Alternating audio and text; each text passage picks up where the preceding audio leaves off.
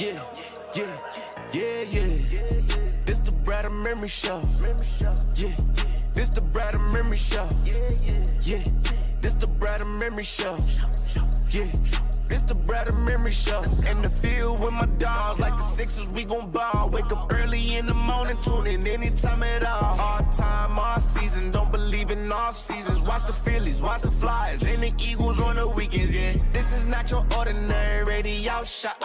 Ain't just talking sports, we be talking about the culture. All across the globe, anything you wanna cover. This is for the fans, no room for our front runners. This the Brad and Memory Show.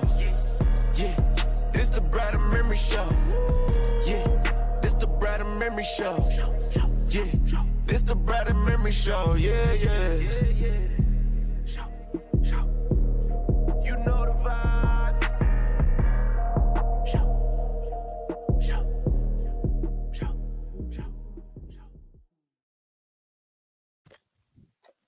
Yes, sir. You know the vibes. Brad and Memory Show. Marques, Brad, Justin, Emery. Yo, I critical error today. I forgot a drink for the show.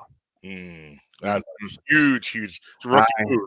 It's I have nobody to blame but myself. Yeah, that's tough when that happens. Yeah, so here we are, Friday, late Friday morning, getting ready for the first playoff game at Citizens Bank Park in 11 years. And I mean, it's going to be an absolute party down there. People are treating this like an Eagles game. People have been down there since 7 o'clock, 8 o'clock in the morning, tailgating. Just before we came to the show, I watched a scene at City Hall with City Hall subway, the Orange Line, with probably 300, 400 people just singing all in unison, dancing on my own. People are so excited, and as they should be. That playlist is so bad. What's that? The playlist is so bad, Marcus. It's listen, I've complained about the Phillies walk-up music before. Their walk-up music is terrible for the most part. The only one that has it figured out is Nick Castellanos. He's the only one that comes through on a daily basis. And Alec Boehm. I like his I gotta ask you a question real quick about Big Stick Nick. Okay. So I don't know the actress's name that just passed away the other day. Angela Lansbury? I guess, yes. She wrote? Yes. Yeah. What is the connection between her and Nick Castellanos? I have no idea. Because apparently all the beat reporters and everybody was tweeting about how, oh, she passed away. It makes sense. Nick had a great day today. I can't find the connection. I've looked. It doesn't make any sense. Yeah, I'm lost on that. No, okay. Yeah, I didn't know if I missed something or if I don't know.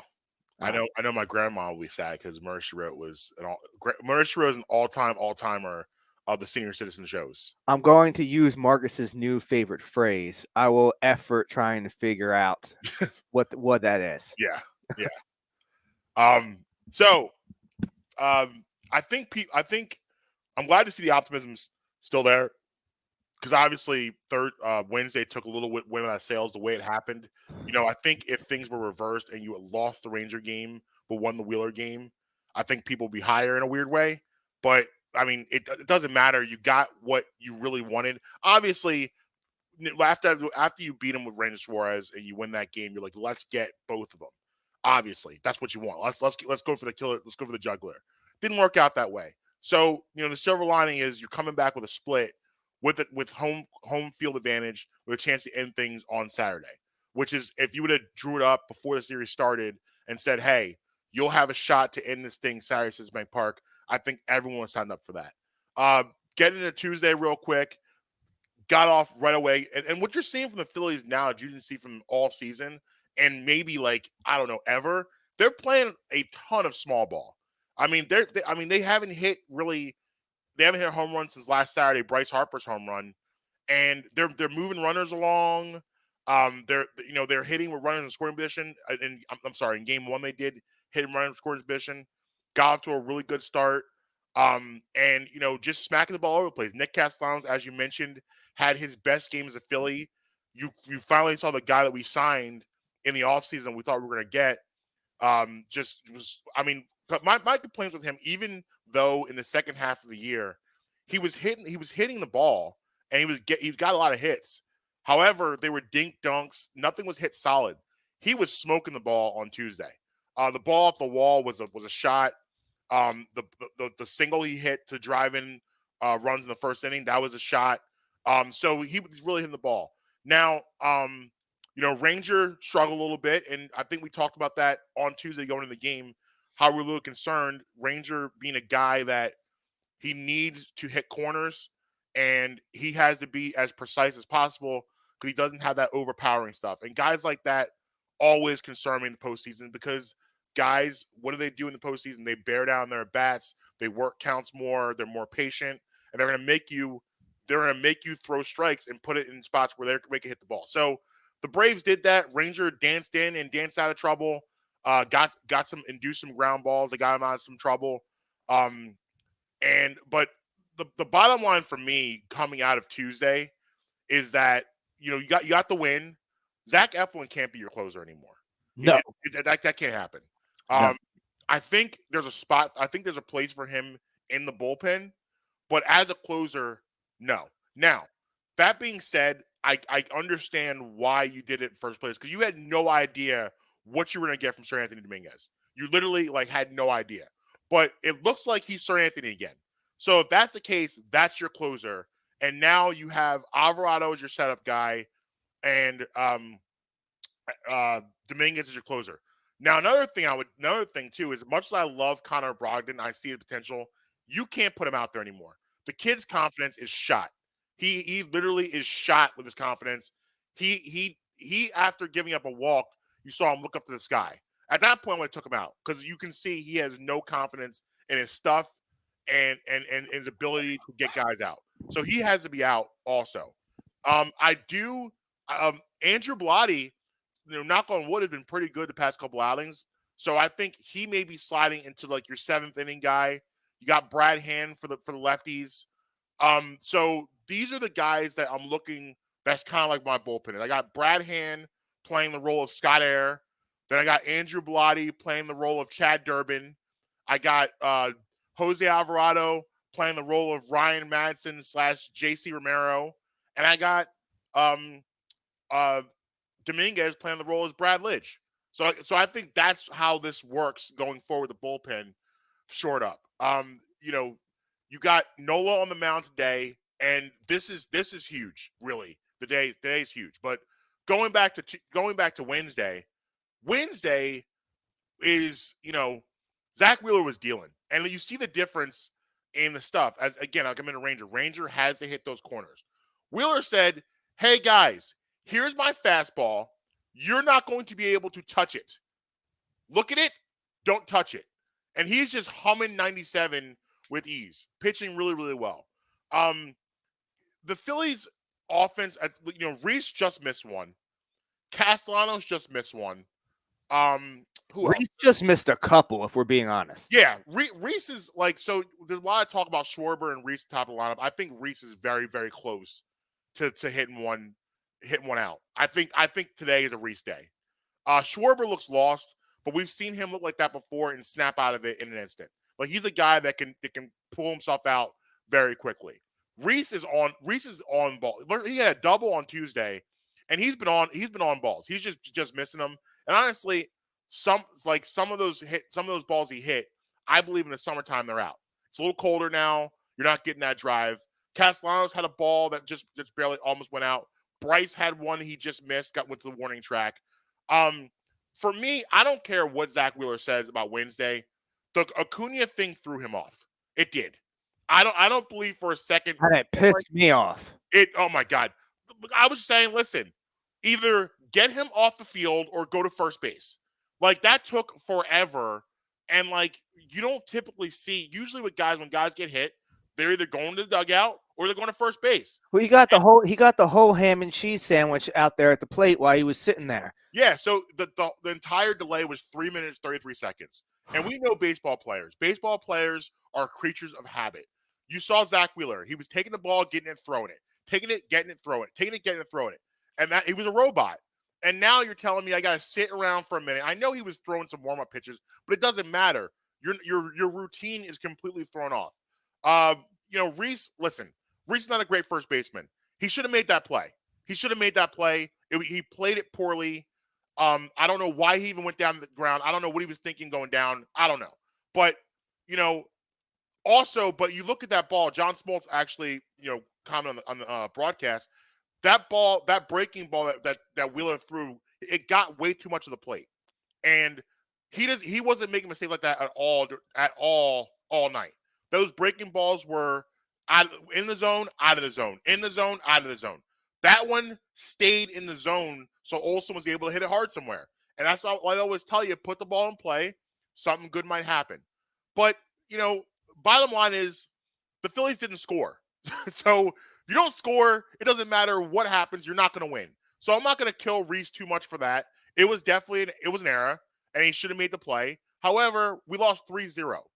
So like that play to me didn't have much bearing on what happened going forward because you didn't score. You had a guy, the Phillies had a guy at second, and with nobody out, they advanced the runner. Bohm can't get the ball out of the outfield. They don't score a run, and then things fall apart at the bottom of that inning. That's baseball. That's how it goes. But at the end of the day, you're sitting here 1-1. You're back to Citizens Bank Park. The crowd is going to carry today. Today is major. You got to win today. You have to win today. I think if the Phillies win today, I can see them maybe losing tomorrow and beating them in Game 5. If they lose today, in my opinion, they have no shot to win this series. Because now you're going, it could end tomorrow, really, because tomorrow is going to be a mystery. It's probably going to be Bailey Falter tomorrow. Who knows what you're getting out of Bailey Falter? We have no idea. The emotions of what today is going to be, even though the crowd will be jacked tomorrow, it's no way in the world you're going to do that 2 days in a row. It's just emotional. The emotions today are going to be wild. So that's going to carry them today. So if you can't win today, you're screwed. And this will be, if the Braves were able to win today, it would be a huge boost for them. So you got to get today. It looks like Strider's starting for the Braves and for today. And they have like Strider, who's been really good, hasn't pitched in early September. He's a guy that they literally have no idea what they're getting out of him, but their choices are between pretty much him, Charlie Morton. Charlie Morton will probably go tomorrow. A veteran, pretty good pitcher, but a guy that you can hit. Strider might be a guy you can hit today. Strider is a rookie. He's never been in this environment before, and you're putting him out there in South Philly on a happy hour afternoon as people are drinking all day. So I like him today, but it has to get done today, if that makes any sense. Is it my turn? Yeah, yeah. I had a lot to unpack. So if they don't win today, it's a wrap. Mm-hmm. So you have to win this today. Yes, he's a rookie and hasn't pitched in this environment before. However, Aaron Nola also has not pitched in this environment before. I have supreme confidence in them getting the win today. I do. I really do. I think that they're gonna get the dub and they're gonna come away victorious. Back to game 2. Schwarber, he can't lead off. I've seen enough. I'm over this now. Hoskins, you're not number 2. I've seen enough of this now. Your 1 and your 2 hitter are now what? About 2 for their last 75, give or take. You know that Rhys Hoskins is a below average fielding first baseman.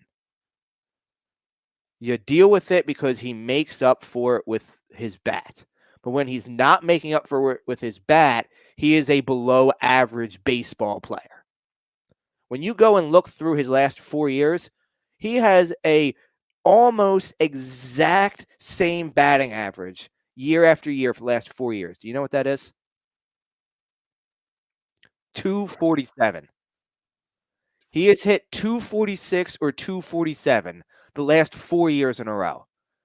So really, he's just an average hitter in the baseball, and he's a below average fielder. And when you equate those two things together, he is an average to slightly below average MLB player. And that is not what I want as my number 2 hitter on my playoff team.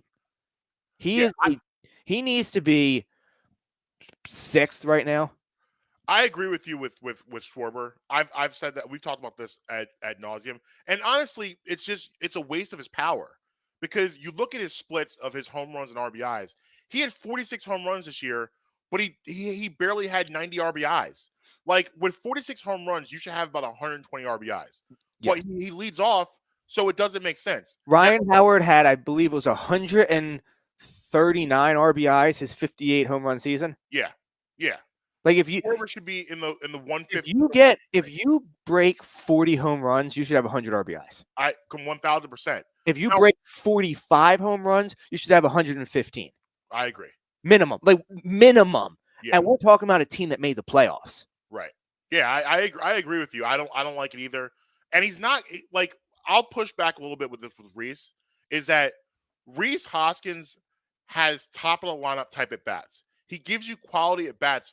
I would say most of the time he's up there. Even when he gets out, he works the count. He's always in a 3-2. He's a 1-for-4 career hitter. He is a 246, 247, 248. He is a career 1-for-4 hitter. A career 1-for-4 hitter is not my top of the lineup type guy. Well, I mean, he can't be. I mean, you're not going to find a career like 2-for-4 hitter. Like, I mean, that's not. But they say that if you bat 300, yeah, that should be what you aim for. 300. But the thing is, that's not baseball anymore. That's a throwback. Like, you look at most top of the lineup guys, they're not hitting 300. We don't have a lot of 300 hitters anymore, based on the way the game is played now. So I want to repeat a story I heard yesterday from Pete Mackanin. I believe that was the former Phillies manager. Is that his name? Yeah. Yep. Okay, so he was telling a story about when Rhys first came up, because he was with the coaching staff when Rhys first made his debut. He said, he goes, if you remember, Rhys was killing the ball when he came up. Yeah. He was absolutely lighting it up. Mm-hmm. So he goes, he had this one particular at bat where he has a home run. He hits a home run, but it barely clears the fence. Mm-hmm. Now, we're used to seeing him, the last couple home runs were towering bombs to the second deck. He goes, this one he took his first couple strides down the base path and then just kind of like walked the rest of the way. So when he gets back to the dugout, I pulled him aside. I said, Rhys, you got to run that out. Because if that hits the top of the fence and comes back into play, you don't want to only get a single out of it. And you know what he said? Rhys said in response? Oh, really? Why? Oh, really? Why? After he was done explaining it? Yes. Or really? Oh, really? What? Like, why do I have to run it out? And he goes, and this, I'm not bringing this up to be a knock at Rhys. This is a point of what you said about how it's no longer baseball. He said that at that moment in time is when I realized I need to start adjusting how I manage these players. Yeah, even like going. I don't like it. I bring that up. No, I don't like it either. Like, listen, I'm like you. Like, don't get construed. I'm just explaining it. But I'm much more into the Rollins Victorino leadoff, like top of the order guys, than and the Flying Hawaiian will be on the first pitch. Yeah, but I'm much more into that leadoff type of those table setters than the ones we see today. But Rhys Hoskins is much more typical of a guy hitting second now. I don't like it either, but I will say Rhys, if you watch Rhys's at bats, for the most part, he usually gets quality at bats. He usually sees a lot of pitches, which you want at the top of the guy, but he is feast or famine. That's pretty much what he is. And again, I think that we're close to the feast. The way he's been hitting the ball, he's been barreling a lot of baseballs the past couple days. So that's only going to lead to good things eventually. I think today is the payoff of that. Schwarber, I'm lock and step with you. Schwarber's got to get out of leadoff. But at the end of the day, I don't care what his feelings are about it. Just move him down. You look at his team, though. Who's hitting leadoff? Like, I don't like. Say again. Gene Segura. But the problem with him is his So numbers. you don't have a leadoff hitter on this roster, Right. but we're making the best of the worst, and that is putting Gene Segura as leadoff hitter. Yeah, I mean, I mean, Or I guess Bohm. I thought about Bohm, but my problem with Bohm is he's one pitch Bohm. Like he's swinging the first pitch every time he's up. He's just swinging. He's hacking every time. Bohm's swinging first pitch. So you don't want that leadoff hitter. But then again, that's your problem with Schwarber. Schwarber will see a pitch he likes. He wants to be aggressive, which you want a guy like him to be aggressive. But when you get up there that first at bat, you're not just hitting like the point of a leadoff hitter. That first at bat is not just for you. It's for the entire squad. It's for guys like they used to talk all the time about Lenny Dykstra, where Lenny Dykstra that first at bat would make the pitcher throw every pitch he had, so you can literally see everything the guy has. He would just work, even if he ends up striking out, ends up popping up. It's a quality at bat. I have a firm. So when I was playing Little League, I had you know how like sometimes you have a coach that's like way too advanced to be coaching that certain age group. Yeah.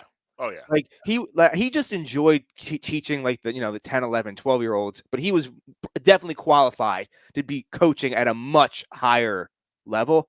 Yeah. He always said, if my leadoff hitter, if you don't take the first pitch, you will not lead off for him again.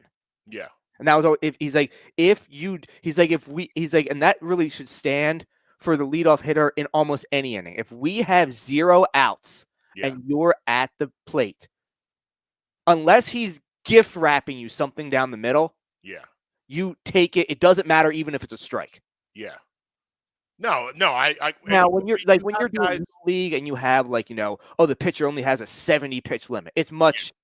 There's strategic value in getting to that particular number, but it emulates through every level of baseball. Right. I mean, Zach Wheeler had 54 pitches going into the 6th. Yep. Mm-hmm. If that Gene Segura thing doesn't happen, does he go out for the 7th? I think so. Does he? Depending on what the number is, would you go put him out for the 8th? How would I say no to Acuna? If Acuna that doesn't happen, I think he's still cruising. He might still be pitching out there right now. Yeah, he might still. Hey, Zach, get on the flight. Come on. But you have to have guys who are comfortable hitting behind in counts as leadoff guys. Like you got to be comfortable being 0-1, being 1-2, because there's gonna be a lot of times you're not ahead. Because usually that first pitch is going to be a strike. That first pitch is going to be a strike, and so guys, you got to be comfortable. There's a lot of guys who panic hitting behind, right?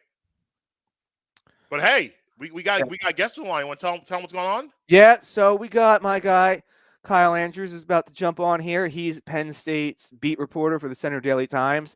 I'm lucky enough to not only be friends with the person who covers my favorite college team, but I also get to talk to him about it on the air. Bringing him on now. Kyle, what's going on, my friend? Nothing much. Just getting ready to watch this game, see what Penn State can do against Michigan, and it should be a close one. Are you traveling to the game this week, or are you reporting it from remote? Remotely. We usually send one person, John Sauber, our main beat writer. He heads up. He's heading up to Michigan today, so he's gonna be able to soak in the big house for the first time for him, because he had the pandemic year that 1 year too. So 2 top 10 teams playing, spreads -7. Does Penn State have a chance to win this? I think they do. I mean, I think the biggest I'm thing. biased, so I think they're going to win every game. So I'm not. Don't ask me for my opinion. Give me your opinion on it. Yeah, I think though.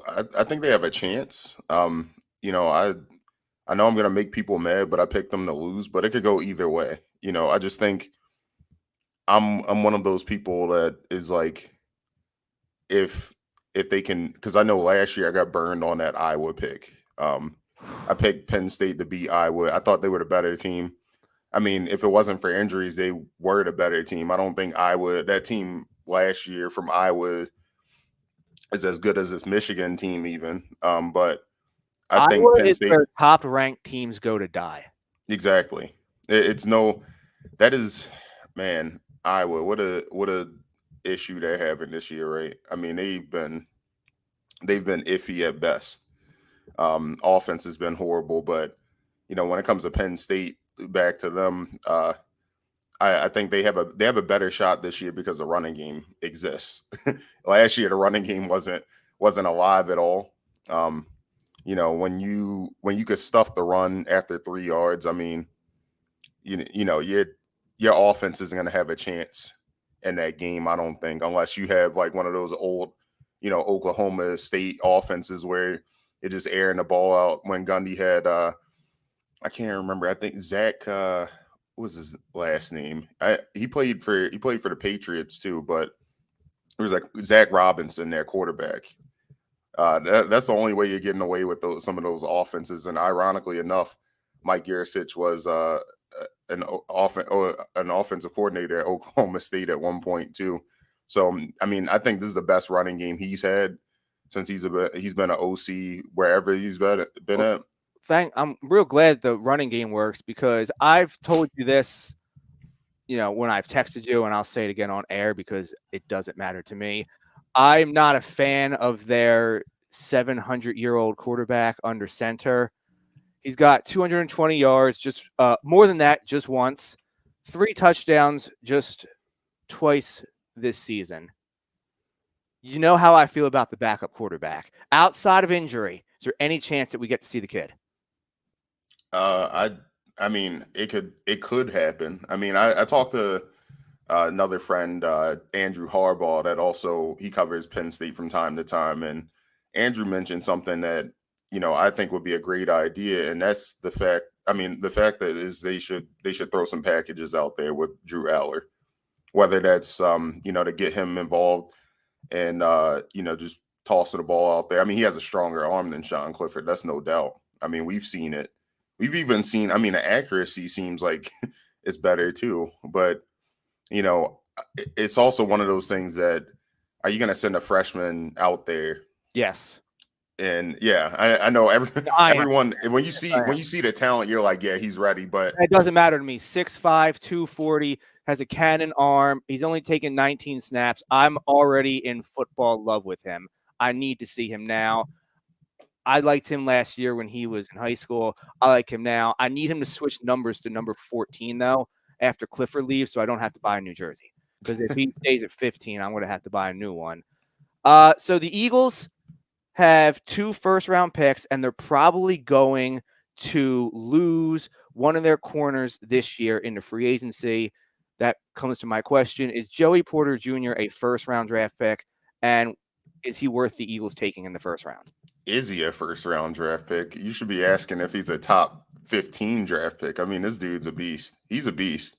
Joey Porter Jr. is one of the best cornerbacks in college football, no doubt in my mind, if not the best. I mean, this guy, he has everything. He has the football acumen, obviously, from his dad. The instincts are there. That's the other thing. Like, you can teach, and he's big, huge corner. He's huge. Yeah, he's a he's a linebacker height corner. I mean, you have a guy that can jam up receivers. Play man, play zone, anything that you need him to do. You need him to come off the edge on a blitz, so come off the edge.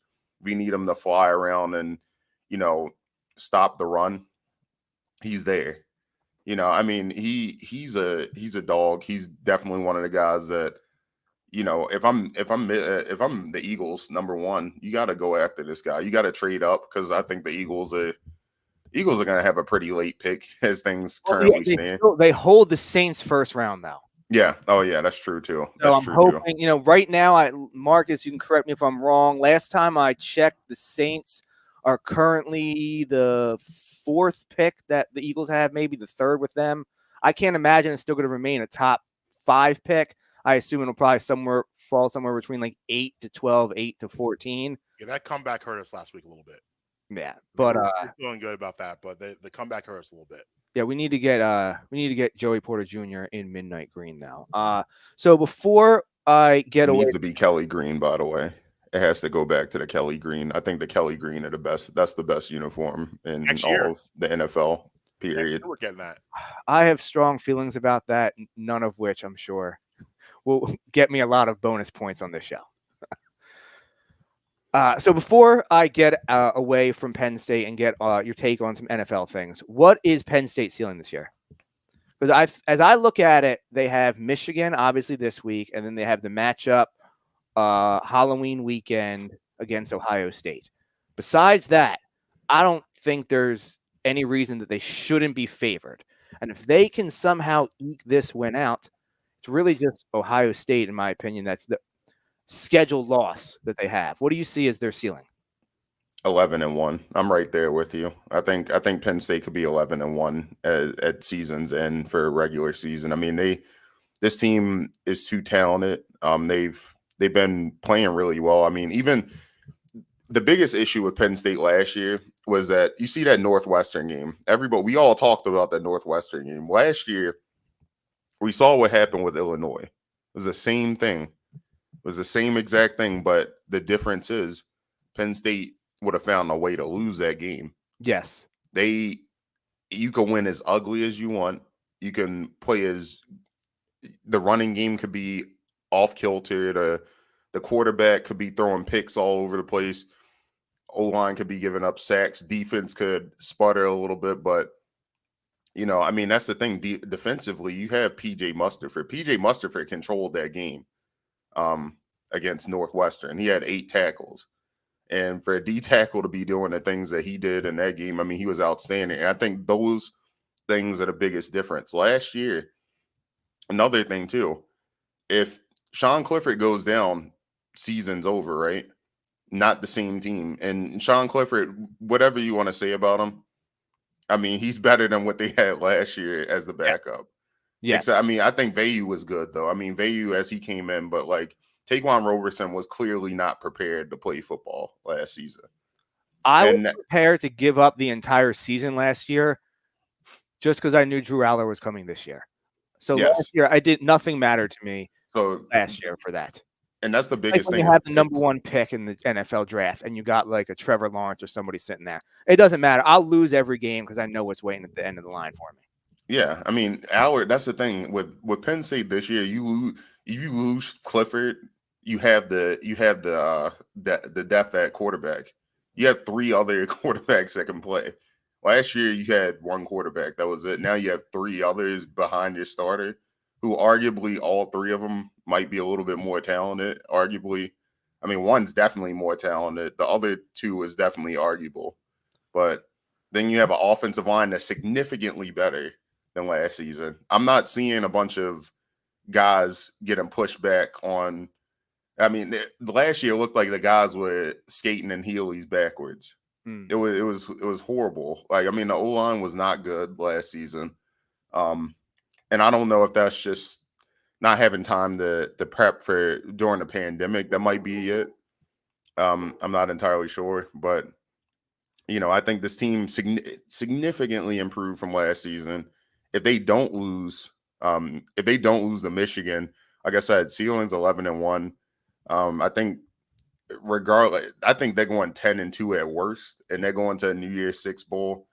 I wouldn't be surprised if we get a Cotton Bowl rerun.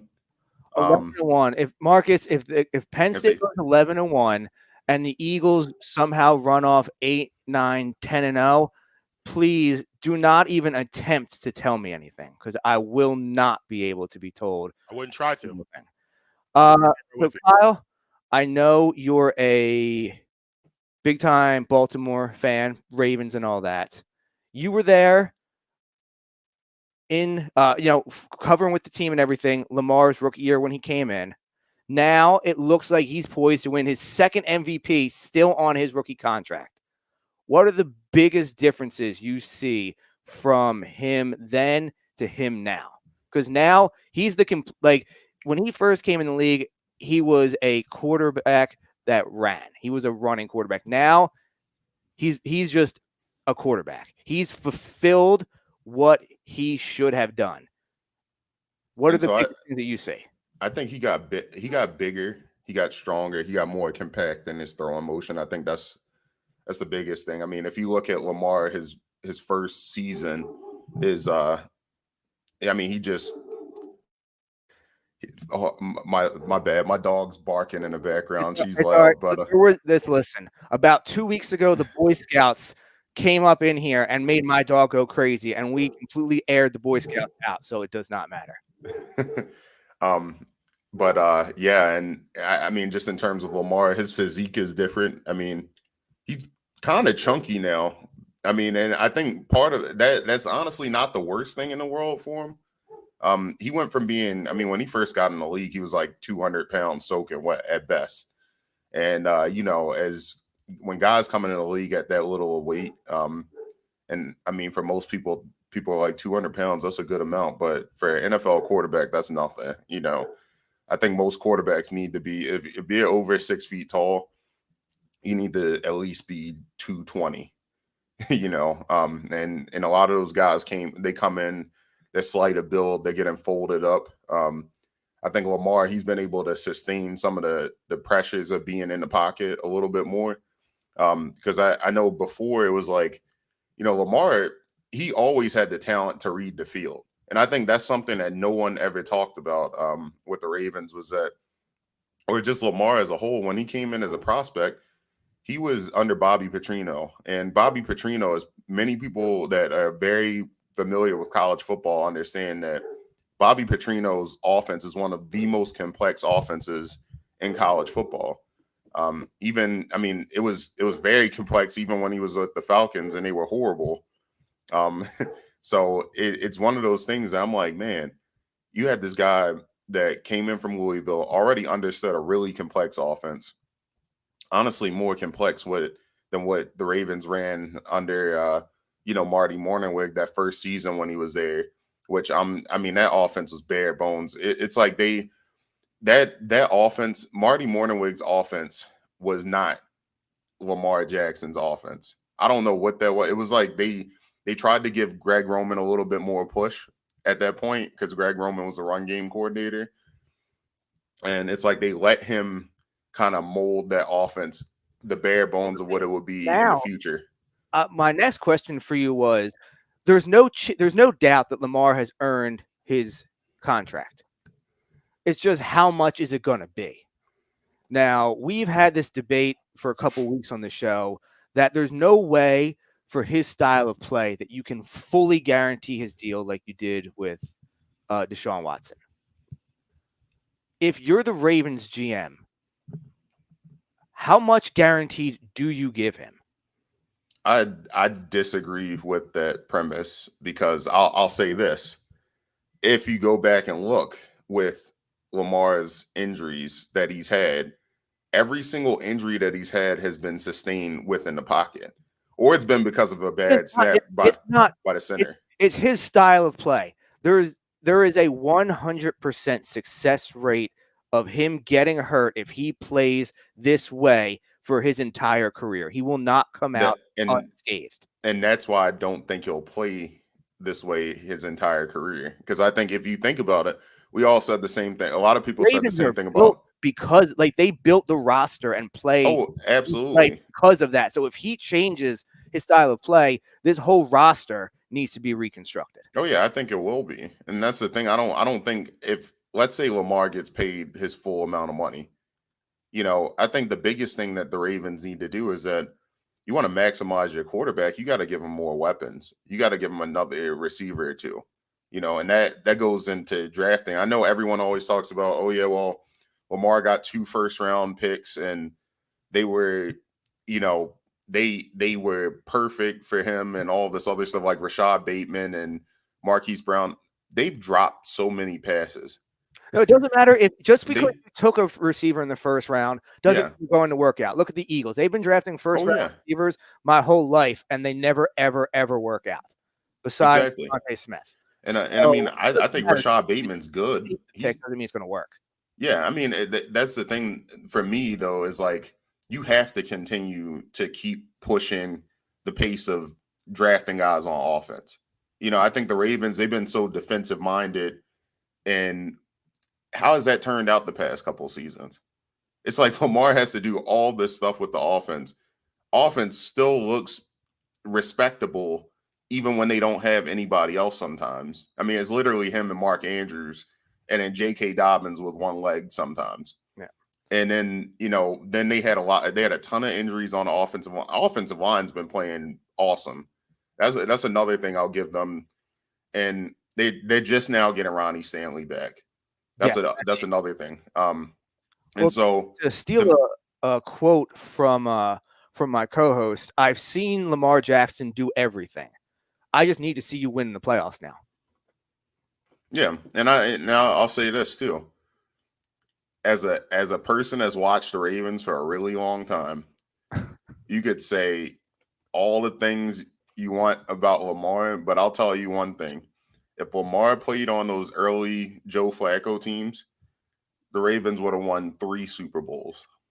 And as much as I respect Joe Flacco, you put Lamar Jackson with that Ravens defense and some of those receivers that you had. I mean, come on now. Like, if Lamar had Anquan Bolden and Torrey Smith and all these other guys and in the offensive line that he has now is great. Like, I'm not going to lie. I think the running game is pretty comparable. J.K. Dobbins and Ray Rice are pretty comparable players. But, I mean, I just think that Lamar elevates that team significantly better. Because, like, if you look at some of Joe Flacco's early playoff games when he was winning, you could say, oh, Joe was a winner, all this other stuff. And Joe, the last Super Bowl run, absolutely. I'll give you that. He played his butt off. He won games for them. But those other series, let's talk about some of the other games that he did not win for them. That game when the Patriots, the Ravens beat the Patriots in the playoffs in 2009. And Joe Flacco, I think, had like 12 yards passing. Sometimes you could be a winner, but how much are you really contributing to that win? And I think I won't disagree with you that if they had Lamar instead of Joe Flacco with those teams, they'd have multiple Super Bowls. I'm not going to push back on that, but they also had those stacked teams before they broke the bank for Flacco. And when they break the bank for Lamar Jackson, you're not going to be able to keep that roster around him. Oh no, that's the thing. I think that with this team as currently constructed, despite spending all of the money that they've spent on defense, because everyone always talks about the Ravens' defense as the catalyst besides Lamar. I think the Ravens' defense was good because of Lamar in 2019. Because let's keep in mind, you keep the ball on the ground, keep their legs fresh. You have a good running game, your defense doesn't have to be on the field. If you're controlling the clock for 40 minutes of the game, honestly, doesn't matter as much who you have out there as long as they're fresh. Because a lot of times, I mean, other teams aren't going to show up that much if the quarterback has been off the field for the past 30 minutes and he's like, dang, well, when am I getting the ball back? The offense is rusty. Now the defense can just pin their ears back, blitz the daylights out of people. And I think that's something that the Ravens defense did a couple seasons ago. In 2019, that was an attacking Ravens defense led by Wink Martindale, who is now the Giants defensive coordinator, ironically enough. And I mean, the thing is, if you have Lamar, like I said, on the defensive side of the ball, they've been spending the money and they still have nothing to show for it. So it's like, yes, you could say, well, this team, they're going to lose a lot of other people on the defensive side of the ball, but the defensive side of the ball hasn't showed up. They haven't showed up all season, really, except for the last game against the Bengals. And I mean, it's like if Lamar has to do all of these things by himself as is and then they're spending all of the money on the defensive side of the ball, then I'm like, how much are things really going to change next year if they have, let's say Lamar gets $300 million, something like astronomically high, and they only have, let's say, $7 million for a running quarterback. Well, a pass for, if you look, like I said, if you look at his stats and if you look at who his offensive coordinator is, who I think is part of the problem right there, I think if they want to protect their asset, they have to get rid of Greg Roman.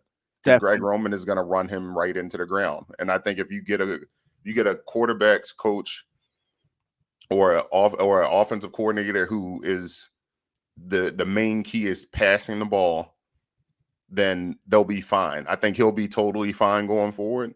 But Greg Roman is not going to maximize Lamar Jackson. I don't care if he won the Super Bowl. I mean, I don't care if he won the MVP 2 years ago or 3 years ago with Greg Roman as the OC. Greg Roman has limited quarterbacks time and time again. I mean, we've seen how horrible passing offenses have been under Greg Roman. I mean, let's talk about it. Like 49ers when Kaepernick was the quarterback, that passing offense wasn't that good, and Kaepernick had the arm talent. Marcus is in strict agreement with you on this. Yeah. And then if you go to Tyrod Taylor when he was with the Bills, I mean, that passing offense was putrid. And we know Tyrod was good when he was with the Bills.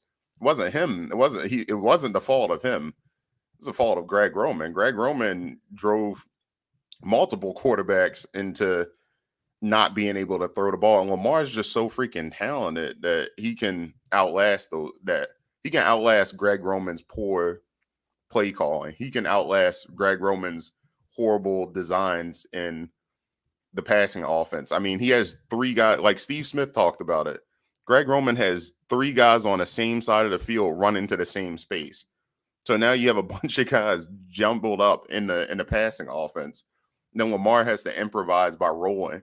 If you saw that play a couple weeks ago when the Ravens lost, when they lost that second game, I mean, they had Lamar rolled to his right. Are you talking about the Buffalo game? Yes. When they lost to Buffalo, Lamar had 3 guys in the same space. And yes, he threw a pick. And the thing is, had they just run the ball, that's bad play calling. I don't disagree with the call. This is the thing. I think the one in the third quarter. No, in the fourth quarter when they could have killed the game had he ran it in. The thing is, I have no problem if you run the ball. I have no problem. Or if you design a better passing play. Why do you have 3 guys running to the same side of the field? It's like no wonder why somebody jumped the route, because you have 50 people on the same side of the field.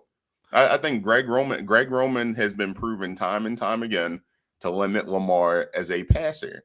I think that Lamar has shown, if you look at his advanced statistics, he's hitting the outside numbers deep down the field. In a deep third of the field, he's going as far as he possibly can, hitting guys on the left side, hitting guys on the right side. He's been better down the middle of the season because he's hitting Mark Andrews even further than he's been. And the thing is, they're still having people jumbled up on one side of the field. Why is it that Bateman and Duvernay are on the same side of the field with Mark Andrews? Why do you have all 3 of your top targets on one side of the field? Split them up. This is the kind of inept coaching that I'm going to ask Lombardi about tomorrow and watch him blow a blood vessel during that. Kyle, we appreciate you jumping on with us. We're getting close to having to hit the break. But before we do that, let everybody know where they can follow you out, check out all your work and all that good stuff. And when are you hitting the road again for an away game?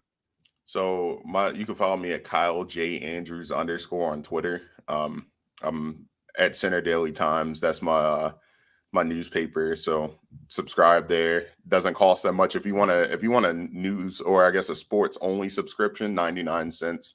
It's really cheap. And then I should be heading to the Rutgers game. Might be in Piscataway. I may be there. Yeah. Kickoff time depends what time the game is. Depends if I'll be there. It'll probably, knowing them, they'll make it a 3:30 game, because it seems like they're setting up the Rutgers game very similarly how the Maryland game was last year. Yeah, they look at those 2 schools the same way. As long as it's not a noon kickoff, there's a good chance I will be there. So I will be reaching out to you then. Kyle, appreciate you jumping on. Don't be a stranger. We'll have you back. Hopefully we have a Ravens-Eagles Super Bowl, and you come on here, and I'll just give you the business the whole time. Look, if it's a birds only Super Bowl, I'm down with it. But it won't be the Falcons because they stink, and it won't be the Cardinals because they also stink, and the Seahawks, they're not good. No, despite Geno being there. No, it won't. Shout out to him though. It won't be any of that stuff. It won't be any of that. That's Kyle Andrews. Appreciate you jumping on. Talk to you in the future. You too. All right. Colin Andrews, thanks for stopping by. Great interview. Yeah, I think they're gonna get the 11 and 11-1 at worst for Penn State. I think they may lose to Michigan and go 10-2 at worst, but I doubt that. So Yeah, we'll see. Big game on Saturday. They got a two top 10 square teams tomorrow squaring off at noon on ESPN. Yes. Wouldn't be me. All right. So, let's get back to the Phillies for a second, and then we're gonna go into football. All right, and I have a violation for you for football. Too. Oh, okay. Well, I just want to say, just to wrap up the Phillies, and then I'll let you jump in and say whatever you want to wrap up with. Huge game today, understatement of the year. No, you got one of your top 2 pitchers on the mound. The crowd's gonna be behind them. I feel good about the day, but like I said earlier, they gotta win this game if they're any shot of winning the series. You gotta win the game today. Have to win. I would, and I just want to touch real quick on the game. I wanted to mention this before he came on, but the game for tomorrow, I think that Syndergaard pitching on Wednesday all but solidifies Bailey Falter starting tomorrow. I would agree. Yeah, I would agree. Maybe if he gets into trouble, you have Kyle Gibson behind him. No. Oh, I'm not saying, but there's a reason he's on the roster. No, right, but I don't want to see. No, I would rather if so. Syndergaard threw an inning on Wednesday. I'm sorry, on Tuesday. No, it was Wednesday. You're right. It was Wednesday. Was it Wednesday? No, it was Tuesday. No, it was Wednesday. It was Wednesday. Yeah, it was Wednesday. Now I'm confusing myself. I'm looking. Give me a second. Now I'm in my own head about it. Because Ranger, who came in immediately after Ranger? He pitched 1 inning on Wednesday. Okay, so it was Wednesday. Yes. I mean, you can still theoretically use him for a couple on Saturday if you need to. And I would. He won't be your starter. He won't come. Hopefully he may tail Bailey. He may tail Bailey Falter. Yeah. Hopefully you get 4 out of Falter, 4 solid out of Falter, and then maybe bring in Syndergaard for 2, and then now he can get in the bullpen. Yeah. That's the hopes. That's what you're hoping. We'll see though. We'll see how it shakes out. Got about 4.5 hours till the first pitch. 4:37 first pitch. It's a huge weekend down at the complex. You got 4:37 first pitch today, 2:07 tomorrow, and then 8:25 on Sunday night. You got the Eagles playing the Cowboys. Now, whenever the Cowboys do anything, it's magnified because of the national attention that people continue to play the Cowboys over and over again. So everything that happens with them is always bloviated. It's always this monstrosity, which makes it even better when it collapses because, it just blows up in epic proportions. And listen, obviously I'll let you put your 5 cents in. But for me and my money, I think once again, the Cowboys are being extremely overrated. Yes, they have a good defensive line. This is not the 85 Bears, however.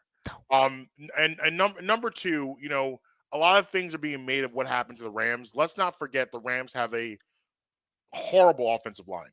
Yes. Eagles do not. No. And I just, for my money, I can't see a scenario where Cooper Rush comes here on a Sunday night and beats this team. I don't see it happening. I actually got the Eagles rolling. I think there's going to be a beating. I think the Eagles are going to beat the absolute dog snot out of the Cowboys on Sunday. I don't think the Cowboys can compete with the Eagles at all. And this is not just me talking from a fan. This is analysis. I don't think it's a good matchup for the Cowboys. Pollard and Elliott, good, solid running game. Eagles, very good defensive line. Cowboys, good offensive line, but very, very good defensive line. The Cowboys have no choice with Cooper Rush behind center, but to try to run the ball down the Eagles' throats. I don't think they're going to be able to do that, which means Cooper Rush is going to have to throw the ball. If he has to do that, we have literally the two best tandem cornerbacks in the NFL. Dan Orlovsky had an absolute terrifying stat. When a quarterback spikes the ball to the ground, their rating automatically, their QB rating automatically is 39 when you just spike the ball on the ground. Bradbury and Slay have a combined rating of 38 quarterback rating. 38 when they're thrown against. That's terrifying. You have a better chance of spiking the ball into the ground than completing a pass against these guys. And CeeDee Lamb and Michael Gallup came back a couple weeks ago, but they haven't been impressive. CeeDee Lamb has not lived up to the billing. Cooper Rush had 100 yards passing last week. Right. And they're like if they're going to need realistically, if the Cowboys are going to win this game, he needs 250 yards passing. CeeDee Lamb has not lived up to the billing of being number one. Cooper, I'll ask you a question. When was the last time the Cowboys came into the Link and won a big game? When was the last time there was everything on the line? The Cowboys came into the Link and won. Years ago. I mean, they've come in here and won, but it's always been end of the year doesn't matter. Last year was end of the year doesn't matter. The last few years, the year the Eagles went to the playoffs. The year Carson gets hurt, the Cowboys coming here for a huge game for division, they lose. Going all the way back to big games, whenever the Cowboys come in here for a big game, they lose. It's tradition. Death taxes, Cowboys lose big games at the Link. It's just that simple. They don't. You could have left out at the Link. Just Cowboys lose big games. True, and like they don't have. They're not armed with the pieces to beat this squad. DeMarcus Lawrence was chirping. Of course he did. He was quoted about Jalen Hurts saying there's still areas he struggles in, so just attack those areas. All y'all need to write is he hasn't played the Cowboys yet, so we don't know how good he is. That's cute, but you're coming in here and listen, I respect the confidence, but I just don't think you have the tools. Like Trayvon Diggs is a really good corner. And at times this year, he's looked like the best corner in the NFL. At times. I don't think he is, but he can. But he also is a guy that takes a lot of chances. He gambles a lot, and he can get beat on deep balls. The Eagles have two primetime receivers, and another guy is really good at getting down the field. This offense is really hard to stop on all facets. This is not the same. Again, this is not the same quarterback and the same team. You just can sit back on one aspect, the run game, and hope to beat them. Now, can I just interject real quick? Yeah, go ahead. So I pulled up DeMarcus Lawrence's career stats versus the Eagles. Mm-hmm. He has this will be his 15th game, upcoming 15th game. Yeah. So for everything that he's saying, do you want to hear what he averages for his career against the Eagles? Would love to. An astounding 2 tackles. Okay. With an astounding 0.2 sacks. In 15 games? Well, this will be 15, so through 14. So 14 games. Yes. That sounds like a good ratio. Well, it up until last year, Lane Johnson had not given up a sack against him. That's the side he plays. That's the side he primarily is on. Now, so Carson's going to be a problem. I mean, we talk about Strahan Runyon. Yeah. We don't talk about Lawrence Johnson. He's not the same. Strahan's looking at Lawrence saying we are not the same. Yeah, I mean, I look at this matchup in this game, like the Eagles to me are head and shoulders the best team in the NFC East. It's not even close. They're a 6.5 point favorite for a reason. Right. And like, I don't see, I think this is going to be a beaten. This has beaten written all over it. Because I just don't think this is a good matchup at all for the Cowboys. I think the Cowboys will be exposed to be who we thought they were in the beginning of the year. And this is by far their toughest matchup. By default, maybe this is the Eagles' toughest matchup thus far. It's the biggest test, I guess you can say. However, these two teams are playing two different sports right now. They're not on the same field as far as talent, and as far as scheme, and as far as getting the job done. I'm not impressed with what you did with the Rams because the Rams are not the same team we saw in the Super Bowl. I'm not impressed with the Bengals a couple weeks ago because they were a shell of themselves from the team you saw in the Super Bowl. It's not been impressive, their wins. And the Cooper Rush is not coming to Broaden Patterson and beating the Eagles. It's just not going to happen. I firmly agree with you. It just will not happen. Real quick before we get in too deep diving into this, I have a violation, a severe violation. Okay. Okay. Now it harms me to do this because this place is near and dear to both of us. Mm-hmm. But we hold people accountable on this show. We do. And we name names. We do. Steak and Hoagie Factory. Oh boy. Yes, Marcus, violation. Okay, so you know how they have their automatic ticker board outside, like the changes like the daily specials or whatever, or yeah. like, on the sign outside. Mm-hmm. Do you know what is still on the sign? Now it has been on there for probably about 2 years now. Okay. But now I feel like it should have been down for at least the last 2 months. But now, as we sit here today, it is a violation that's still up there. Okay. Do you know what one of the rotations on that ticker is? What's that? Fire Howie. No. Yes. You need to go and talk to the manager. Which location is this? Abington. Well, the Steak and Hoagies are franchised. Yes. This is a separate owner. He needs to be addressed. Violation? I believe the guy That's violation, no? I think he owns Abington and Warminster. That has to be a violation. Big time. We don't want Howie fired. And it's Howard to you now. It's Howard. After the moves he's made the past couple years, he's now Howard. I noticed it the other day, and I meant to bring it up to you on Tuesday. I just forgot to. But that's a violation, right? Oh, yeah, you can't have that. It's disrespectful at this point. And it's in capital letters. Yeah, no, we don't want that anymore. We need to bring him in here and talk to him about this. So we got that. We got Legos. We got things we need to address. Well, hold on a second. So the Legos thing might be a misstep. Are you positive Legos is not on this list? Not on the list that I saw. Because a friend of the show did some research. I gotta pull it up here. And this is from Wikipedia. So this is from 1998-99.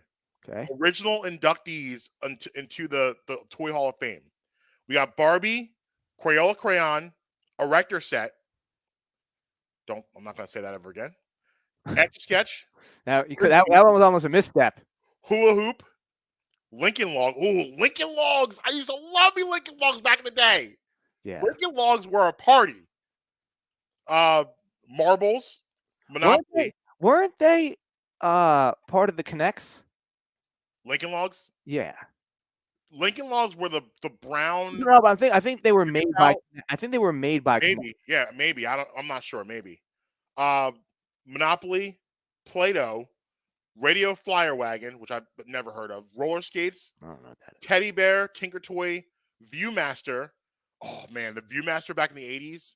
Remember, you put it to your face and it has the little cartridge in there, and you click it down, and it has like the pictures and stuff. It might be pictures like say you do like a Muppet Babies one. All right, so apparently the red thing you just said, the radio thing, the Radio Flyer Wagon. All that is a red wagon, like a regular. Oh, I know. That deserves to be on there. The red wagon was huge in the 70s. That's I just not sure what the radio thing is though, but Duncan Yo-Yo. At number 7, Lego. All right, I mean, I'm not saying that I'm not incorrect, but it just wasn't on the list that I was looking at. Okay. Well, I feel better now knowing it is on the list because I was going to be really that was crazy. Now, I have no problem saying that I was incorrect. Just wasn't on the list that I was looking at. Yeah, fire Howie. Get the out of here. Howie stays. Yeah, that a long time. Stop it. Stop with fire Howie. I mean, I'm not. I still love you, Steak and Hoagie. It's not personal. Yeah, but it's never personal. It's never personal. You gotta tighten up over there. But I can't permit that to occur, right? No, absolutely not. I didn't think so. Yeah. So quickly back to the game. I feel very comfortable Sunday night. I would be shocked if the Eagles lose this game. Absolutely shocked. I would be shocked if it's close. I think this is good. This feels like a 38-10, So you think they cover? You taking you're laying the points? Oh yeah. They're Oh, not. well, They're not. let's get right into this right now then. So what do you say, Mark? And this is not like like it's Cowboys. We're gonna beat up the Cowboys. Blah, blah, blah, blah. Like no, this is not that. This is just me being analyst, looking at these two teams, looking the way they match up, and I think the Cowboys are fortunate to be 4-1. I think the Eagles are good. That's why they're 5-0. Real quick, it has just been. I mean, I know it was speculated, but it's officially official. Strider is pitching today. Okay, it's official. That'll be interesting. And since he could be really good when he's really good, but I mean, we'll see. In this environment, I mean, it's going to be a lot for him. You teased it, so we might as well dive into it now. Let's do some best bets. Okay. So do you have your parlay ready for this week, or do you want why me to go first? Why don't you go first? Okay, so I like you firmly believe that that they will win the game this week against the Cowboys. So my I'm giving you a 3-leg parlay. I'm laying the 6.5 with the Eagles. I'm also laying the 8.5, Marcus, with the Buccaneers against the Steelers. Ooh. Okay. And I'm taking the over 43.5 in the Browns Patriots game. I look at it like Bill Belichick's going to need to get out there and score some points. He'll figure out a way to score some points. The Cleveland is a team that he can, even with the worst players, he can out-scheme Kevin Stefanski. He can coach circles around him, even with a depleted roster and a backup quarterback. I'm not worried about that at all whatsoever. But on the other hand, they're going to just run Chubb and run Chubb and run Chubb, and then they're going to run Kareem Hunt. And they're going to have to run Chubb some more. So I don't see a scenario where each team doesn't have 24 to 28 points in this game because defense, I believe, will be optional. Okay. And I do not see how this stays under 43.5. And then let me also just say, Marcus, I had a nice win yesterday on the under 37.5 on a toilet bowl game. Yes. Nice play by you. I mean, 12-7. If I'm Amazon Prime, I got to say something to the NFL. I want money back. Like, I want money back. This is not okay, right? But you know what, though? But I'm glad they're getting, because, like, at the end of the day, there are people that don't have these streaming services. And, like, putting on games like the Chiefs and the Chargers where the entire country can't watch, I don't believe is fair. Like, until we're at a country where everybody has these services. I don't know this. I'm just throwing this question out there. Yeah. I saw Adam Rank tweeted out that it's still played regionally in the local markets. Do you know if that's true or not? Yes, that is true. When the Eagles play the Texans, people will be able to watch it on, I don't know, some station. I don't know what station. I think it's Fox 29. Okay, some station. Yeah, they'll be on somewhere. Yeah, you can. That is a fact. Yes. Oh, okay. All right, just checking. But if you want to watch it nationally, yeah, you can't. Yeah. Gotcha. All right, so my 3 bets start in Green Bay, and I'm going Jets +7. I think Green Bay's and at Justin Emery Show on the Bluebird app. All right. Yeah, listen, you're sleeping on the Jets, man. You are sleeping on the Jets. I'm getting all my beauty rest while I'm here. Sauce Gardner is balling. I'm getting all the beauty rest. Defensive line and defense as a whole is balling. And the Packers are in an absolute free fall. This is way too many points we gave the Packers after they absolutely ished the bed in London and lost to that putrid New York Giants team. And the Jets are a better team than that Giants team. So 7 points is a lot of points. I think the Jets cover and cover easily. And honestly, if you're going to do a wild parlay, put some money on the Jets to win the game. Just do it. If you're going to do like I'm not saying go for 100. If you want to do $5 and throw them in a wild parlay, do a Jets money line this week. Listen, I'm that same guy that told you the Texans was going to beat the Jaguars. Remember that. Listen You're to also your the same guy that picked 12 wins for the Eagles last year. They won 10. They won 9. They won 9. I got close. I got close. Anyway, Steelers, I'm actually going the other way. I'm going Steelers plus 8.5. I don't trust the Bucs at all to cover anything. I don't think they're not playing well. You know, the offense has not looked good at all. They literally were a Tom Brady call away from blowing a game against the Falcons. I don't know how it's possible to trust them to cover 8.5 on the road. It's because I don't trust Kenny Pickett to score against that defense. Well, you know, this is not so much of a bet on Brady as much of it is a bet against Pickett. As good as the Bucs have looked defensively earlier in the year, I think that defense has slipped a little bit. They're not where they were those first couple games. So I think, and honestly, this to me seems like a 17-10 type game. It's going to be close. Trust me. It's going to be a close cover where it's not going to, like, it could be a thing where it's, 17-10 and the Bucs get a field goal to push it 20-10. The Bucs are not going to come out here and blow the doors off the Steelers. It's not happening. They're not capable of that anymore. I don't believe they are, in my opinion, anyway. And I'm also taking the Patriots straight money line against the Browns. I would not be surprised if the Patriots win this game at all. They're only a plus 2.5. I think the Patriots are a team that people have kind of forgotten about. They're running like as you said. I like your idea of taking the under because this is going to be a heavy running game. Oh, over. Take the over. Are you taking it over? Yeah, I'm taking the over because I think defense is going to be optional. In the Patriots-Browns game? Yes. Really? Yes, I think defense will be optional. Okay. Well, I think they're going to be running the ball a lot. So no, I think they're going to be, but I think the running will be. I think it will generate points. The Patriots have a really good running attack, really good two-headed monster running attack. Obviously, know what the Browns can do running the football.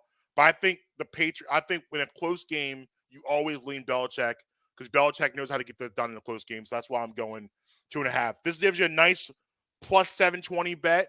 So get after it. Let's see what happens. This also will mark the halfway point for Deshaun Watson's suspension. So next week he's back? Halfway point. So we got okay. Gotcha. All right. So that's our picks. You want to run the board or do you want to go power rankings first? Let's go power rankings and then we'll do the board. Sounds good. All right. So, as we always do with the Brown Power Rankings, we go to last week and then we'll go this week. Last week, at 10th, the 49ers, 9 the Giants, 8 Cowboys, 7 Ravens, 6 Vikings, 5 Dolphins, 4 Packers, 3 Chiefs, 2 Bills, 1 Eagles. This week, at number 10, and honestly, on their way out of the power rankings, it's Green Bay Packers. Green Bay, as I've mentioned, is in a free fall right now. It is bad over there. The offense looks terrible. Aaron Rodgers doesn't trust his wide receivers.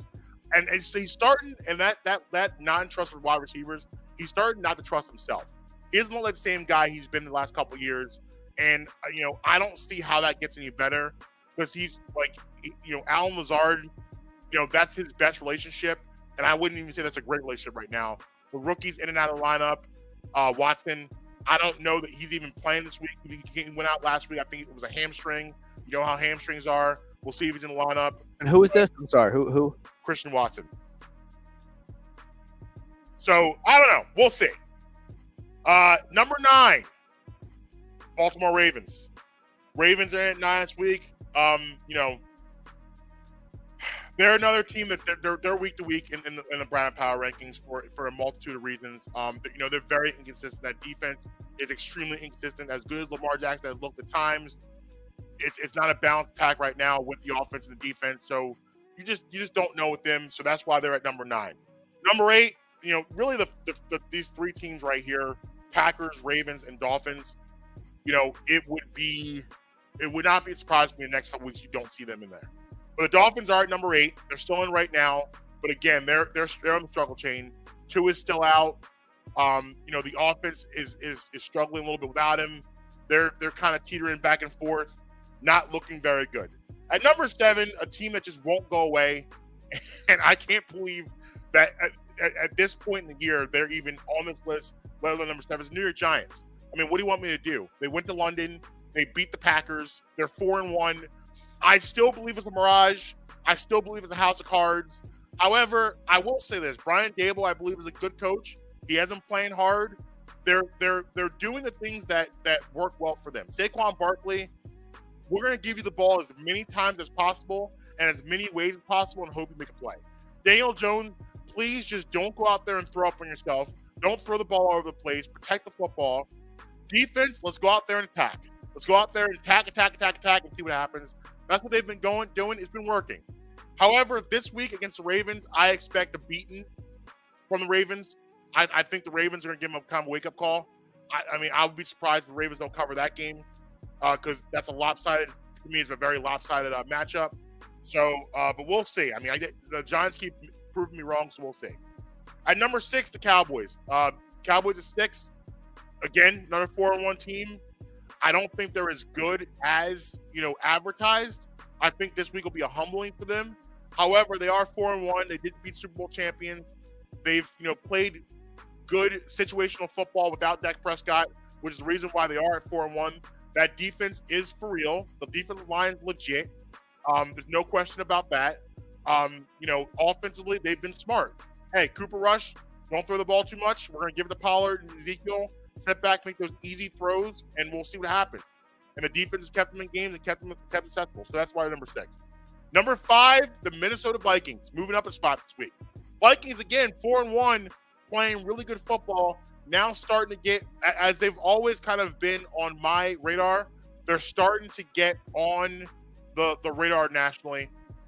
If you ask me right now, looking at the teams in the NFC, I think the Vikings and the team I'm going to mention next in my 4th spot, besides the Eagles, are the 3 best teams in the NFC. So at number 4, this 49ers. The 49ers are playing some really solid football. I believe at the end of the day, if you ask me right now, I see the Niners and the Eagles for the NFC Championship game. NFC Championship in January. I think that's the matchup. The Niners have everything you would want in a football team: well balanced, well coached, well run offense, well played defense. What else do you want? Number 3, the Buffalo Bills. Buffalo Bills dropped down a spot just for the fact simply that I believe the team in 2 is just slightly better than right now. But Buffalo is still hanging around. That 2 team is the Kansas City Chiefs, who continue to win and continue to play really, really good football. And at number 1, they're 5-0. Come on, it's Philadelphia Eagles. Philadelphia Eagles right now, I think it's very safe to say, are the best team in the NFL. They're 5-0, and until they lose, they will be in its number 1 spot. So get used to it. Well, I hope that you are very much okay then, that you are basically one of the only people that have the Eagles at number 1. Okay. That's all right. All right. So we will start with Sports Illustrated. Okay. Okay. We have 10 49ers, 9 Dolphins. 49ers? Yes. Okay. 9 Miami Dolphins, 8 Chargers, 7 Cowboys, 6 Ravens, 5 Buccaneers. What? The Bucs are at 5? Well, how about Green Bay Packers at 4? How about the Philadelphia Eagles at 3? Kansas City 2, Lazy. Buffalo 1. Just lazy. It's just lazy. Like, the Niners at 10 is absolutely absurd. And I thought that was going to be the worst of the list. But then now you're telling me you're going to put the Packers in the top 5 and the Bucs in the top 5? Are you kidding me? Well, Are you watching football? How is it possible that Green Bay and London lose to the Giants and they're sitting at 5?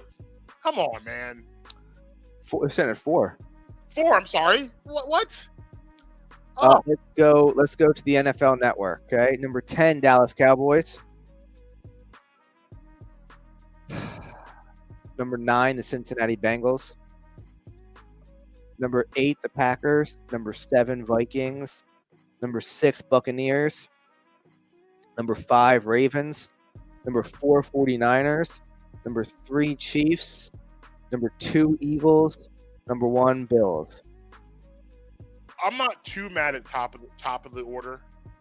I think it's disrespectful having the Cowboys at 10. I think they've earned the right to be a little higher on the list. as of right now, as of everything that we've seen, they've earned the right to be higher on the list. Give the Niners some respect. I like that because Niners deserve a lot of respect. I think, like I said, I think right now the best 3 teams in the NFC are the Niners, Vikings, and Eagles. You want to go Bleacher Report or USA Today? Let's do Bleach. Number 10, Chargers. Number 9, Giants. Is this the first time the Giants have been on a power ranking? Yes. I haven't heard them at all. Yes. Okay. They, just for what it's worth, they have been 11 on the last 2. Okay.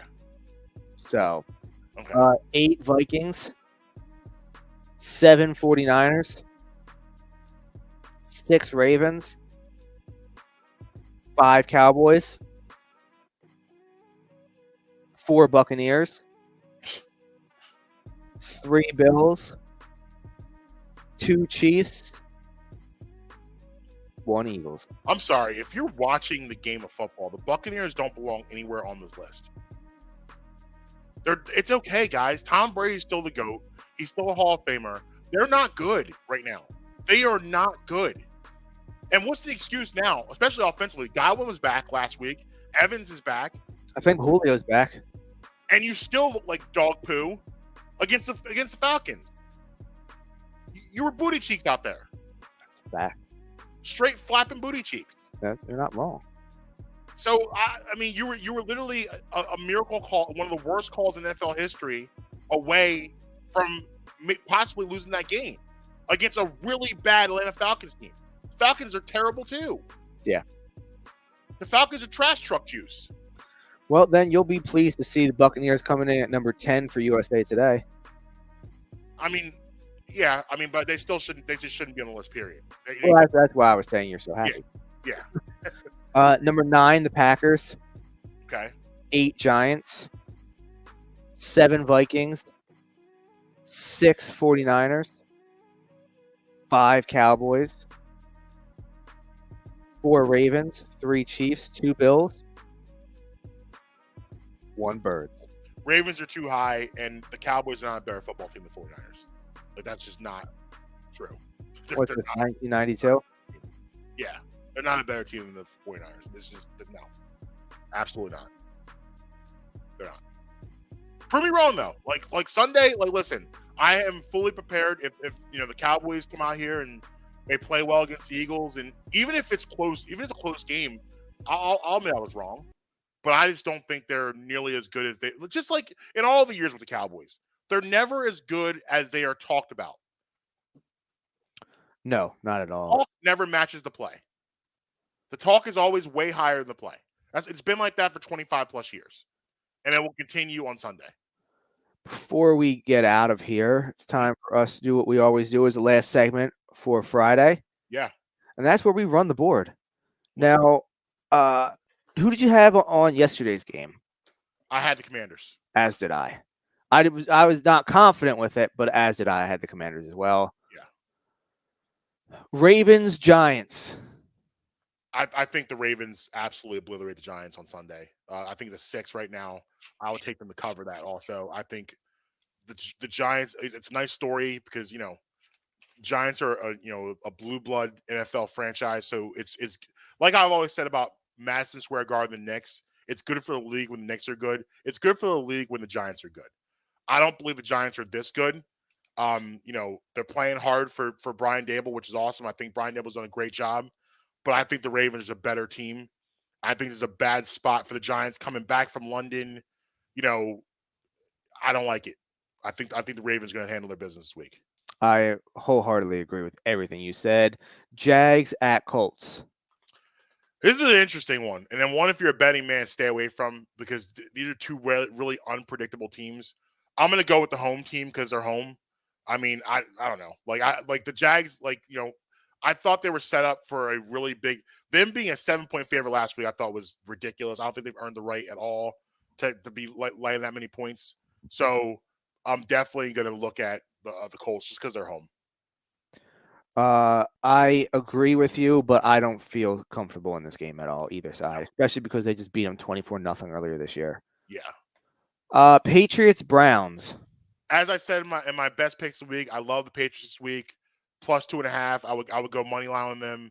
I think they're just, there's gonna be a close game, and close games you always go Belichick. Everything tells me that I'm supposed to agree with you. But I just got to pick the Browns. All right. I have no good reason other than I just feel like that the Browns are going to win this game. Okay. I don't have any logic behind it. There's everything points to that you're right. The Patriots should win. I just feel like the Browns get this dub. All right. That's fair. Bengals, Saints. Bengals. Yeah. I think the Bengals are, figuring out, and the Saints just not very good. Like, they're just not very Keep good. taking them L's and Keep taking them L's. Like, the for the Eagles. Disappointing last week that Seattle couldn't hold on and win that game, but I think the Bengals will help us out this week.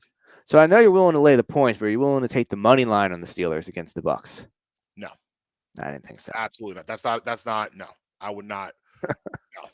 No. I think the Bucks will win the game, but Steelers are going to make it interesting. This is not going to be. I think people, and this is with everything. I think that the reputation sometimes precedes what you're actually seeing, and like if you watch the Bucks week to week, they're just not playing good football right now. And listen, it's early in the season, that could change. December we can have a whole different conversation, but right now as we sit, they are not a cohesive unit. 49ers, Falcons. Niners all day, every day. Right there with you. I know you like the points. You're also taking the Jets on the money line. Money line Jets, yes. Really? I will go money line Jets here. I do. I feel there was last year. The Bengals. This was before the world got a hold of the Bengals.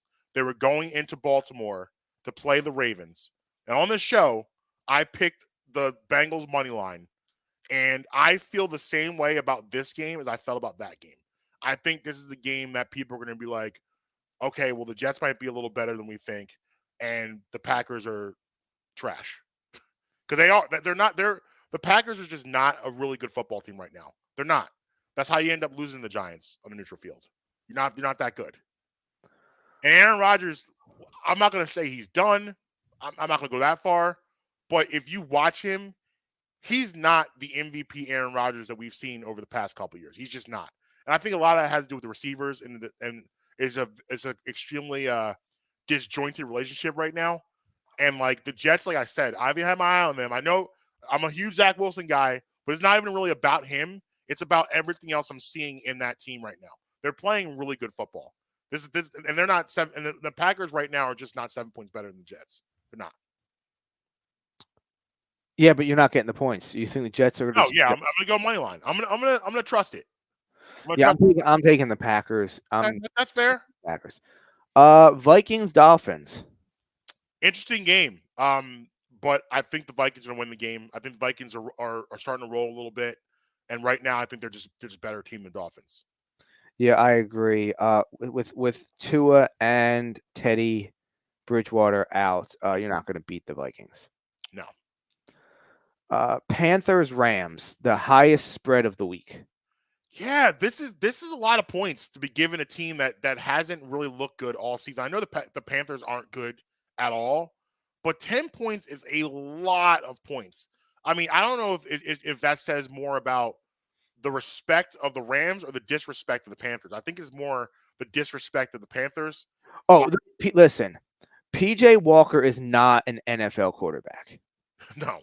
Okay, PJ Walker will not go into the home of the defending Super Bowl champions and beat them. It will not happen. No. But yeah, I think the Rams win the game. I mean, come on. Yeah. Cardinals, Seahawks. Another interesting game. Just because these teams are extremely even to me. Listen, say all you want about Geno Smith. I mean, if you really think about it, like, were the Seahawks really wrong to move on from Russ Wilson?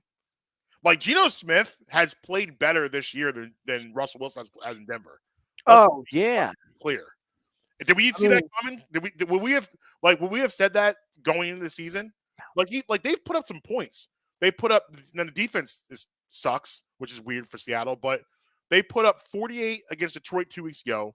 They put up 32 against the Saints on Sunday. They've been scoring points. They've been playing pretty well. And honestly, they look happier. Like DK Metcalf, had some issues with Russ last year. A lot of the team had issues with Russ last year. If you guys had a chance to, Kyle Brandt on Good Morning Football killed him. absolutely obliterated Russell Wilson a couple weeks ago. But he wasn't wrong in anything he said. I implore you guys to go check that out and listen to him because he nailed it on the head with a lot of the things that people have said about Russ over the years. Russ never really had that locker room in Seattle, even when the championship teams, that was a deep locker room. He eviscerated Russ. Yeah, that was a Richard Sherman, Bobby Wagner, Earl Thomas. That was their locker room. It was never Russell Wilson's locker room, even though it kind of, what Russell Wilson kind of reminds me of? He kind of reminds me of Don McNabb in the way that he's perceived outside and inside his own locker room. Like the way people look at him. He kind of has that same energy about him that for some reason, when it comes to like the leadership aspects, he never could get it right. And a lot of it was that I think was similar with both these guys is that they both were never really comfortable as who they are. And you never really knew who they are, like as a person, because they were always trying to be someone else. Like Kyle Brandt told a story about how Sierra and Russ were acting on the red carpet, and like, kind of like that, we're Beyonce and Jay-Z when you're not Beyonce and Jay-Z. And, it's those type of things that kind of rub people the wrong way. Donovan had that same aspect when he was here. They're always like, well, I'm the leader of this team. I'm the leader of this team as the leader of this team. I'm the leader of this team. How many times in interviews do we hear him say that? And it never was true. The leader of that team was Trotter, right? Even Douglas. Listen, the biggest problem with Donovan with T.O. was that he felt that people were respecting T.O. in the locker room more than him. Let's call a spade a spade. He was jealous of the relationship T.O. had with the fans, and he was jealous of the relationship T.O. had in his own locker room. That locker room was split when the T.O. Donovan drama was taking place. And the strange thing about that is you would think everyone would be in line with the quarterback. The fact that it was split was a major problem, an indictment on Donovan. Well, all of that stuff, to me, is very similar to Russ. Yep. I think they're basically the same person. Yep. But anyway. So who are you going to pick in the game? Oh, yeah, the game. Is Seattle at home? Yeah. Seattle. Yeah, same. I'm going to go Seattle. This is the last game for Hopkins, right? Yes, last one without him. Okay. Heavyweight matchup, Bills-Chiefs. Yeah, man. Heavyweight matchup in Arrowhead. I can't trust the Bills in a big game until they prove me wrong. Like every time I feel like I've taken the Bills in the last couple of years in a big game, they've disappointed me. So I'm going Chiefs. I think the Chiefs have their number. I think the Bills just see ghosts when they go in there, especially after what happened last year and really the year before. I like the Chiefs. I don't think the Bills are capable of performing well in big games like this. There's just something about them. I don't know. The Chiefs are home underdog. Yeah. For the first time, I think in the Mahomes era, if I'm correct. Yeah, give me the Chiefs. Yeah, this is the first time in the Mahomes era I think they've been an underdog at home. Yeah. Which you'll take personally. Yes. Yo, did you see him yelling at Max Crosby last week? Yes. Any reason? The voiceover? Dude. Y'all need to leave Patrick alone. Now I have those mean baritones like your boy. It was like real audio of what Patrick Mahomes is saying on the sideline. I'm here. Yeah. Yo, God said, listen, I'm going to give you a rocket for an arm. You're going to be a good-looking guy. You're going to marry a smoking hot wife, but you're going to have the voice of Kermit the Frog. And you're going to put ketchup on your well-done steak. Yeah, that's what's going to happen. I'll take that deal. Listen, you're going to give me $450 million I'll sound like Pee Wee Herman. I don't care. I got I'm here. $50. I'm here. Yeah, I'll trade you this voice for Yeah. 450. Yeah. And stake in the Royals franchise. Yeah, I'm good. I'm cool on that. It's a fair trade. Then you got the aforementioned Russ against Justin Herbert and the Chargers on Monday Night Football. Chargers. Yeah. I mean, the Broncos offense is an absolute mess. And, this is a question you got to remind me, I want to ask Lombardi this question when he comes back on.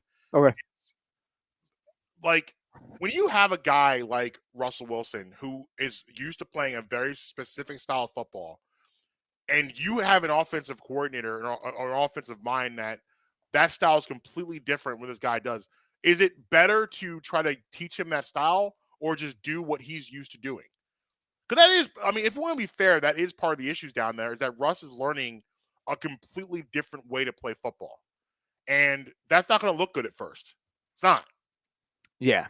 Yeah. And obviously I'm going to take the assumption that you're going with the Eagles. Yes, yeah. I mean, as I stated, and when we're talking about them, I don't think the Cowboys are playing the same sport as the Eagles right now. I don't think they're comparable at all. I think the Cowboys are fraudulent 4-1. I think they've gotten fat off of weaker opponents. I think the style.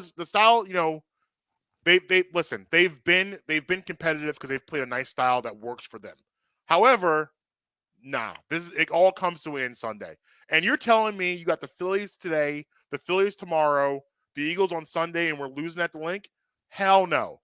There's gonna be people sleeping down underneath the 95 bridge this weekend. Are you kidding me? You're gonna have not just the local residents that live there. It's gonna look like what's Skid Row in LA, just tents and fires for the entire weekend underneath that bridge. So how happy do you think Xfinity Live is over there? Oh my God, are you kidding me? Especially, here's what's nice too is that this is what helps the day games with the Phillies.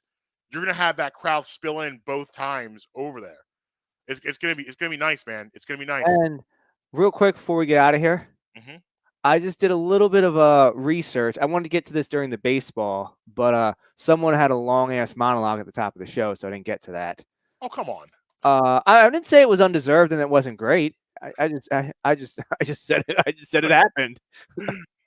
You want to know a couple of things that has changed since the last time the Phillies had a home playoff game? I do, yeah. Gas was $2.48 a gallon. Wow, not that anymore. Unless you have no. Want to hear another one? Yeah. Twitter was just celebrating their 2-year anniversary. Wow. Instagram wasn't even a year old yet. Wow. Snapchat and TikTok didn't exist. Ooh. That's wild. Yeah. Well, I mean, listen. Obama was still in his first term. Wow.